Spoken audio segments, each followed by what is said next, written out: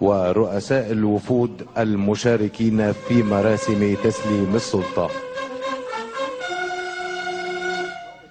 يتوجه الجمهورية والرئيس عدلي منصور المنتهية رئاسته عقب ذلك إلى قاعة الاحتفال ليلقي الرئيس المنتهية رئاسته المستشار عدلي منصور كلمة تعقبها كلمة للرئيس عبد الفتاح السيسي، ثم يقوم الرئيسان بالتوقيع على وثيقة تسليم السلطة التي تعد الأولى من نوعها في التاريخ السياسي المصري.